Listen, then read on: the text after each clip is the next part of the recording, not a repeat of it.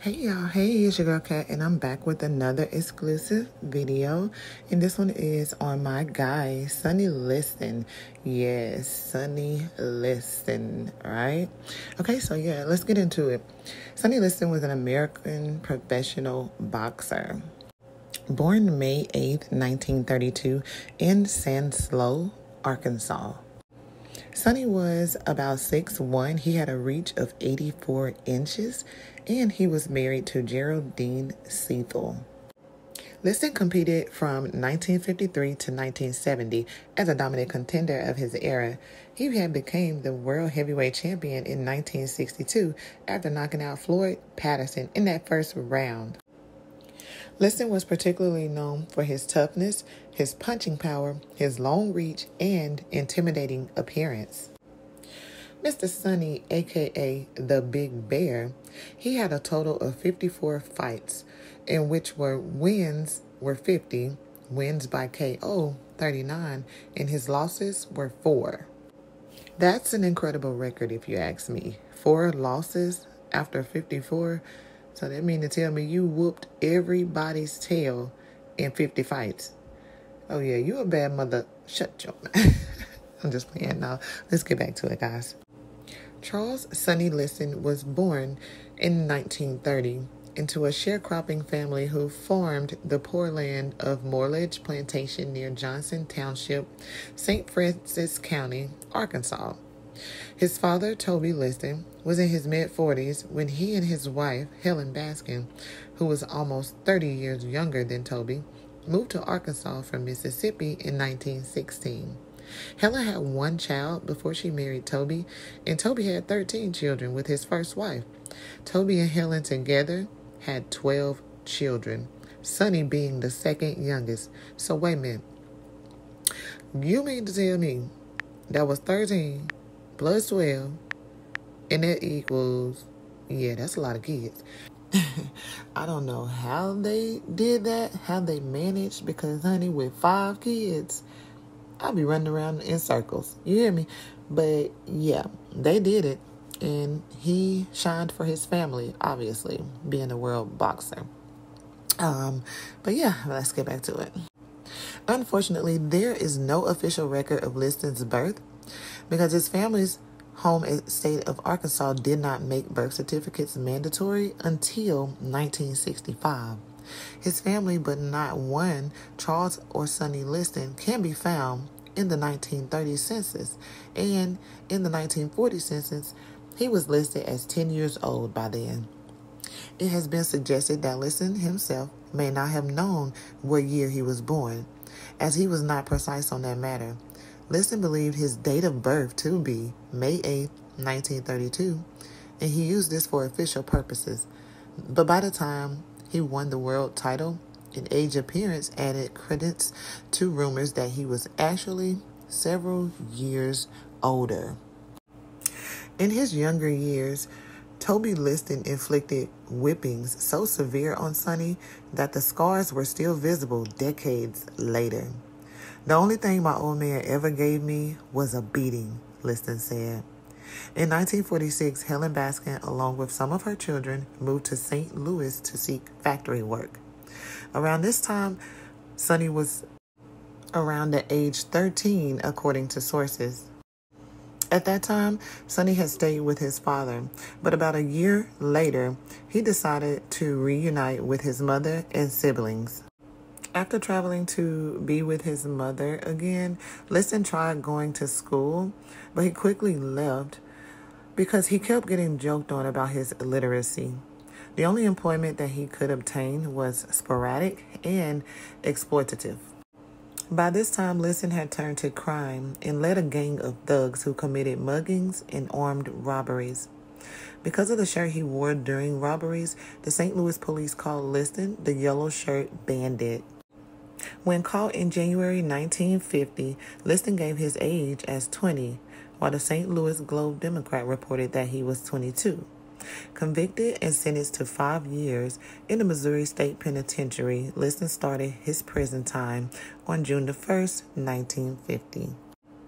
Liston never complained about prison, saying he was guaranteed 3 meals every day. It was at this time, while he was locked up, it was suggested that he tried boxing. He was also aided by a priest in order to get early parole. They decided to let Liston fight a fighter named Thurman Wilson to showcase his potential. After about 2 rounds, Wilson had taken enough. He stated, "Better get me out of this ring before he kills me." After Liston was released from prison on October 31st, 1952, he had a brief amateur career that spanned less than a year. Liston captured the Chicago Golden Gloves Tournament of Champions on March 6, 1953, with a victory over 1952 Olympic heavyweight champion Ed Sanders. He then outpointed Julius Griffin, winner of the New York Golden Gloves Tournament of Champions, to capture the Intercity Golden Gloves Championship on March 26, representing Chicago. Liston was knocked down in the first round, but he came back to control the next 2 rounds and had Griffin hanging on at the end. Liston competed in the 1953 United States National Championships at Boston Garden and passed the preliminaries, stopping Lou Graff in the second round on April 13th, but lost in the quarterfinals to 17-year-old Jimmy McCarter on April 15th. He would later employ McCarter as a sparring partner. On June 23, 1953, a team consisting of 10 recent St. Louis Golden Gloves champions of all weight classes, with Liston on top as the heavyweight, was gathered to represent the United States in the International Golden Gloves USA vs. West Europe competition at Kiel Auditorium in St. Louis. Liston knocked out Hermann Schrebauer of West Germany at 2:16 of the first round. The previous month, Schrebauer had won a bronze medal in the European Championships. At this time, the head coach of St. Louis Golden Gloves team, Tony Anderson, stated that Liston was the strongest fighter he had ever seen.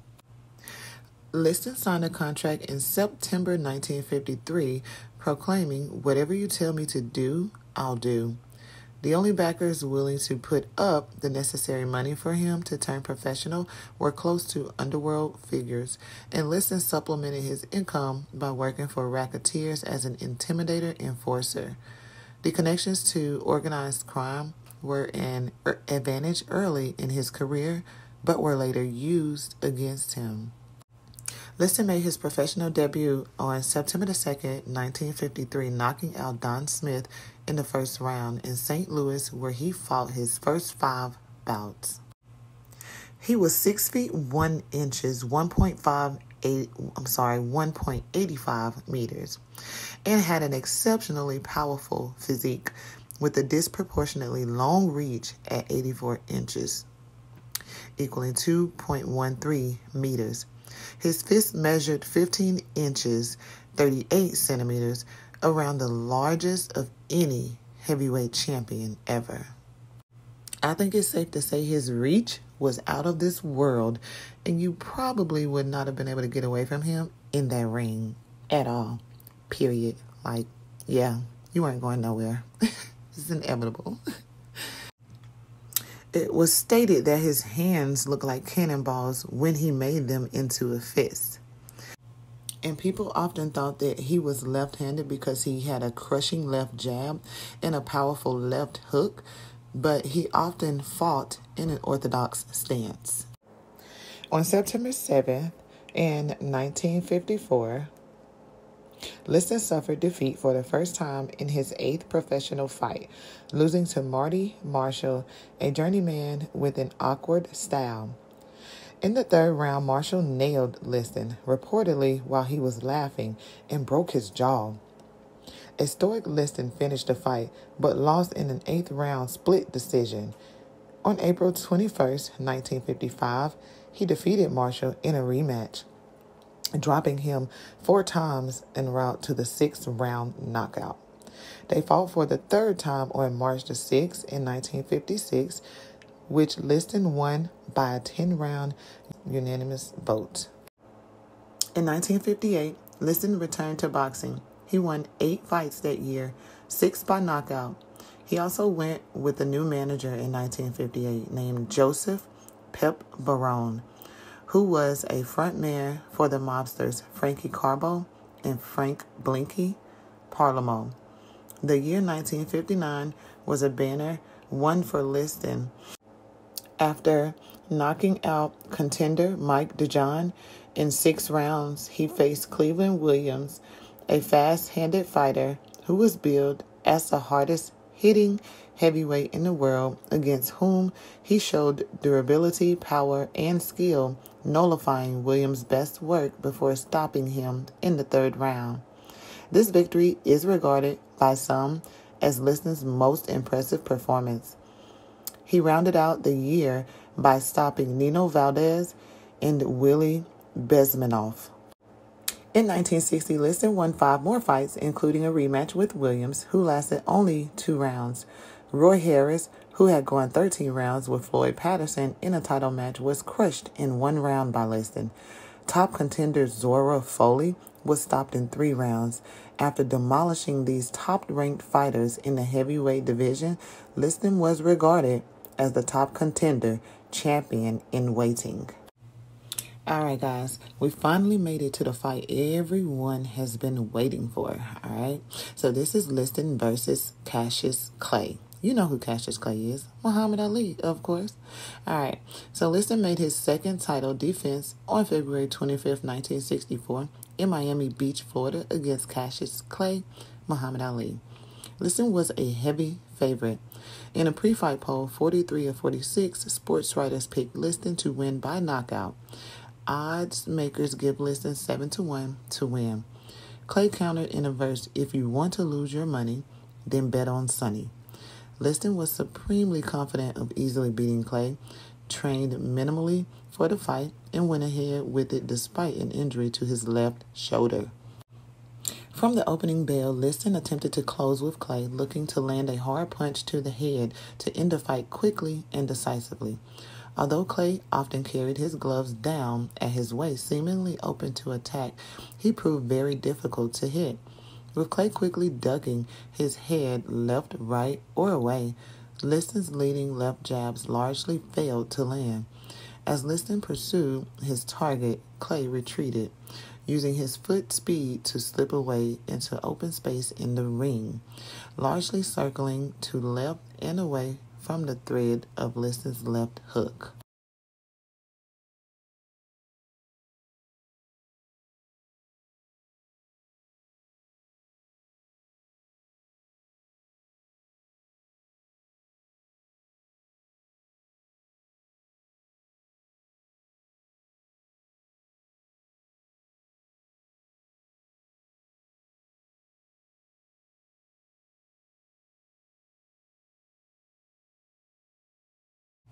The 2nd round saw Liston continue to pursue Clay. At one point, Liston had Clay against the ropes and landed a hard left hook. Clay confessed later he had been hurt by the punch, but Liston was unable to press his advantage home. 2 of the 3 official scorers or judges awarded the round to Liston. Although the opening round saw Clay largely on the defensive, it was soon established that Clay could reverse roles quickly and take to offensive with a remarkably fast series of combinations delivered to Liston's head. A sudden, violent combination delivered with 30 seconds left in the round electrified the crowd. The opening round was fought an extra 8 seconds since both fighters and referee Barney Felix apparently did not hear the bell. As the rounds went on, they kept going hand in hand, but no winner was declared. As it approached the 7th round, Liston failed to answer the bell, and Clay was declared the winner by technical knockout. At that point, the fight was scored as even on the official scoreboards. Liston often said he quit because of a shoulder injury. The Boxing Commission diagnosed Liston with a torn tendon in his left shoulder. A team of 8 doctors inspected Liston's arm at St. Francis Hospital in Miami Beach and agreed that it was too badly damaged for Liston to continue fighting. The torn tendon had bled down into the mass of the biceps, swelling and numbing the arm.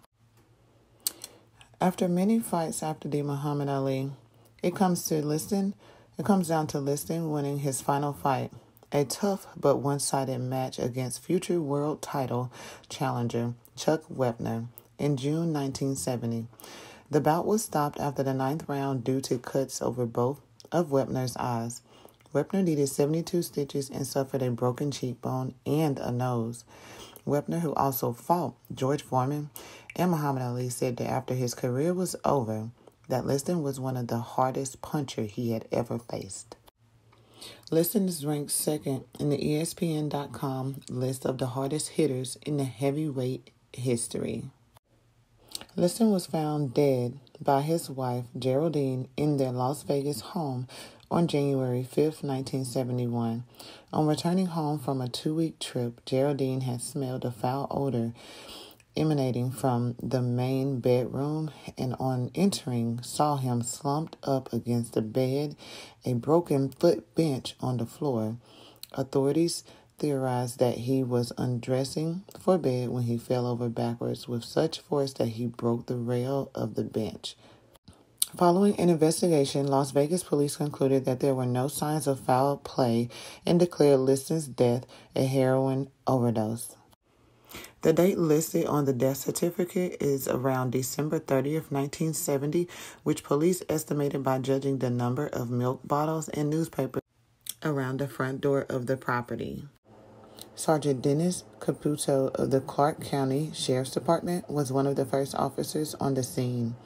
He found a 1/4 ounce of heroin in a balloon in the kitchen and a 1/2 ounce of marijuana in Liston's pants pockets, but no syringes or needles. Some did find it suspicious that authorities could not locate any drug paraphernalia that Liston presumably would have needed to inject the fatal dose, such as a spoon to cook the heroin or a tourniquet to wrap around his arm. But former Las Vegas Police Sergeant Gary Beckwith said it wasn't uncommon for family members in these cases to go through and tidy up to save family embarrassment. Davy Pearl, a boxing referee and a friend of Liston's, stated that Sonny feared needles. That was something that he was very fearful of, and he would not have used needles at any point in time. It is said that on January 1st, Liston's wife, Geraldine, had called Johnny Taco and said she had not heard from her husband in 3 days and was worried. A few years before Taco died, he allegedly told one of his good friends, Tony Davy, that he went to Liston's house and found the door locked and his car was in the driveway. Taco called the police and they broke into the house. Taco said it was then that they saw the living room furniture was in disarray, but the house did not yet smell of death. He said they found Liston lying on the bed with a needle sticking out of his arm. Taco left the house before the police did. Johnny wasn't a braggart.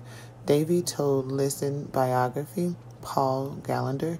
He told me in the strictest confidence, but it was like he wanted to get it off his chest, Gallagher claimed. A lot of officers knew Sonny was dead before Geraldine returned home on January 5th, but they chose to let him rot. So guys, what are your thoughts on Sonny Liston?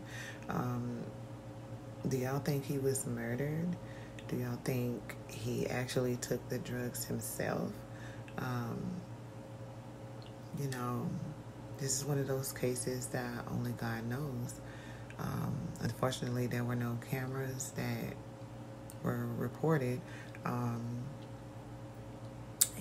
his poor wife, I feel so sorry for her after hearing this story, what she went through, what she could have imagined, coming home finding her husband like that. It's terrible. But you guys, let me know what you think. Drop it in the comments below. Please do not forget to like and subscribe to my videos so that you will be notified the very next time I drop a new one. All right, peace, guys.